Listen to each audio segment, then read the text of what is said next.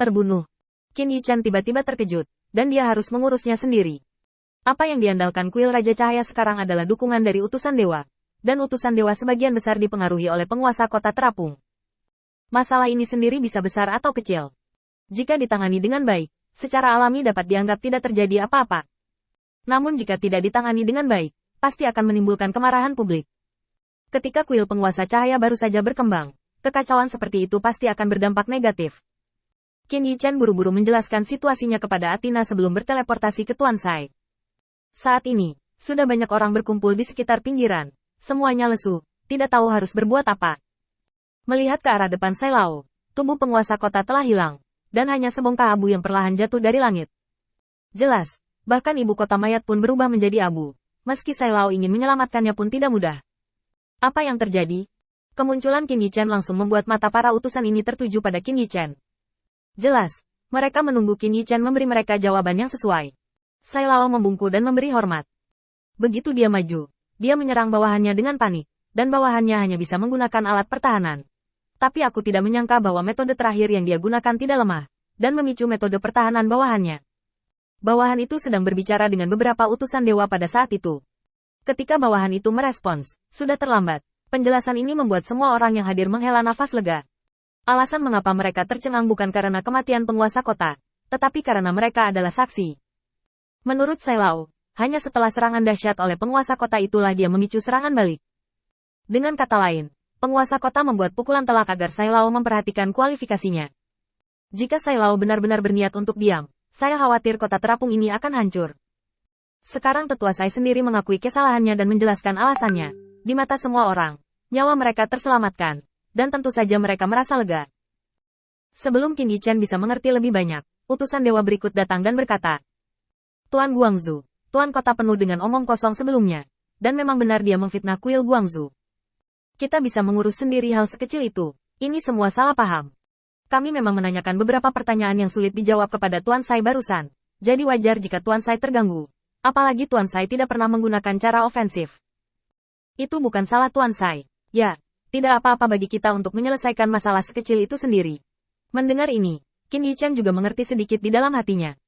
Tampaknya khotbah Sai Lao tidak buruk, dan seseorang telah berbicara untuknya dalam waktu sesingkat itu. Namun, masalah ini masih harus ditangani sendiri, dan harus dijelaskan kepada Mahkamah Agung dan penguasa kota terapung. Cepat atau lambat, masalah ini akan membuat mereka semua tahu, jika asal-asalan di masa lalu, pasti akan meninggalkan dendam dan mempengaruhi perkembangan di masa depan. Sai Lao. Meskipun kamu tidak punya niat, bagaimanapun juga kamu harus memberiku perjalanan. Kami tidak takut dihukum, tapi setidaknya kami harus memberi mereka jawaban yang adil, sehingga semua orang di dunia abadi ini dapat melihat, akulah penguasa Roh Kudus. Apakah Bait Suci adalah tipe orang yang tidak berani mengakuinya? Setelah berbicara, Qin Yichan membungkuk sedikit kepada para dewa yang hadir. Saya juga mengundang semua orang yang memiliki waktu luang hari ini untuk mengikuti saya ke pengadilan adjudikasi terdekat, sebagai saksi kali ini. Jika Anda diganggu oleh hal-hal sepele, harap selesaikan masalah sepele terlebih dahulu, dan jika belum terselesaikan saat itu, belum terlambat untuk meminta Anda bersaksi lagi. Sikap Qin Yichan membuat utusan ini sangat menyukainya. Dengan sikap seperti itu, dia pantas mendapatkan kemakmuran dan perluasan kuil Raja Cahaya.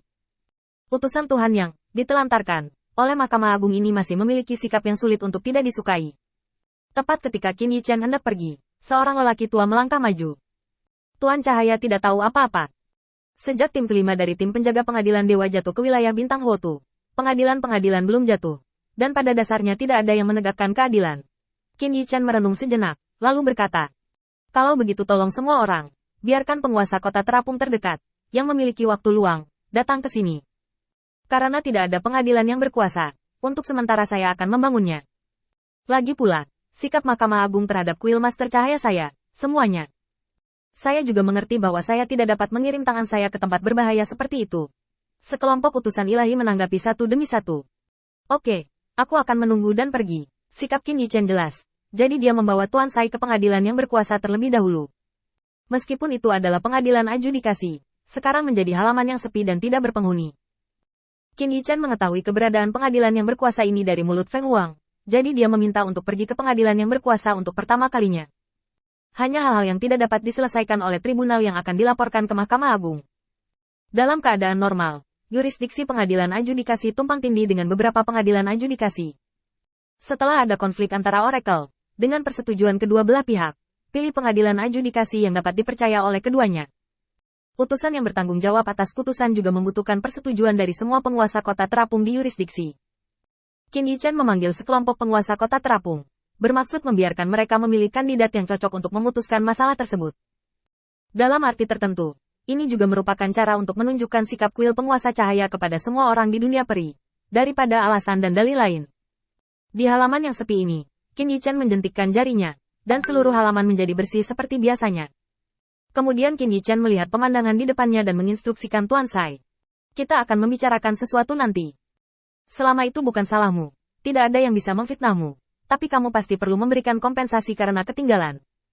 Kita akan membicarakannya nanti. Pria tua itu mengangguk setuju.